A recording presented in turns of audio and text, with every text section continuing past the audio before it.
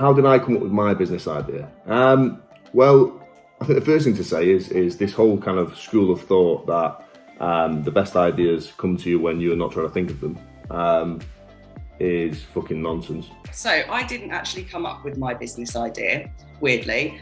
I was doing some copywriting for a friend of mine, and he's a web developer. And he asked me he basically said he could do with a VA. And I said, what's a VA? This is 4 years ago now. What's a VA? Like most people, it was kind of the spur of the thing. I wasn't happy with it initially, but I thought I'd spent so much time thinking of the name, I just had enough. I think the way to do it, and certainly the way that I did it, was to find a problem in an industry that people would pay to solve.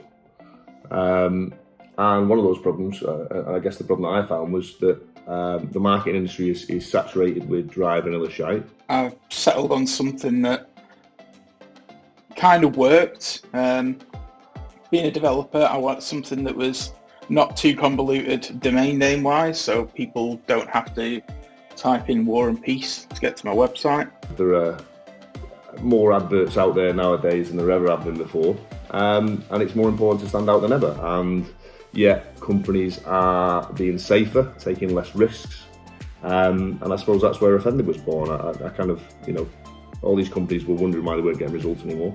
And the fact of the matter is because their advertisements and their marketing was getting ignored because it was boring, it was dry, it was safe.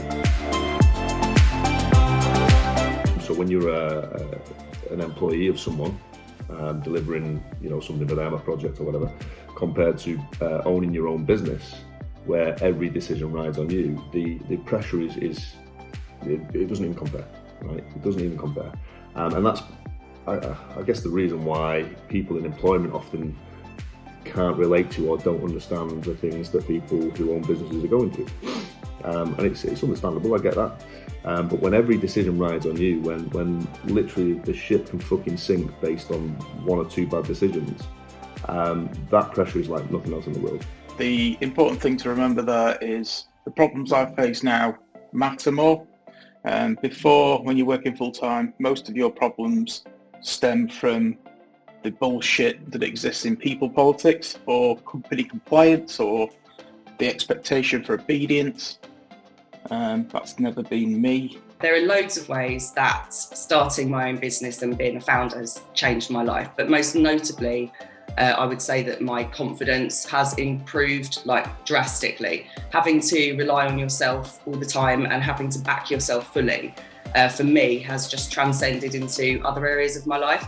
So that would be the one biggest thing that I think that being a founder has changed about my life in general. The highs and lows of owning a business are 10 times as high and low as they ever will be as an employee in a secure job.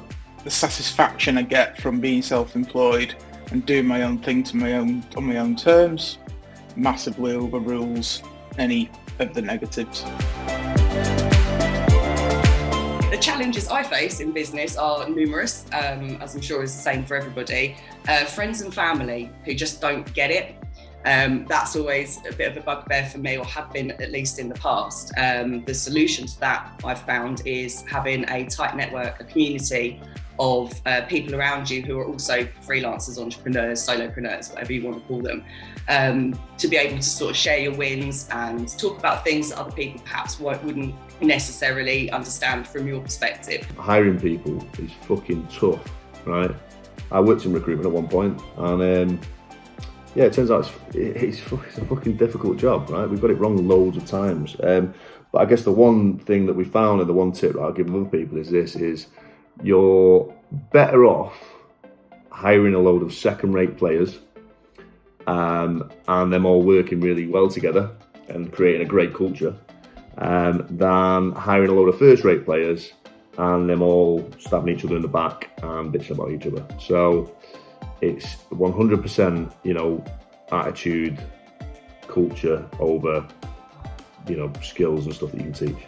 It's a given that when you're in business for yourself, one of the big problems are complicated/difficult clients.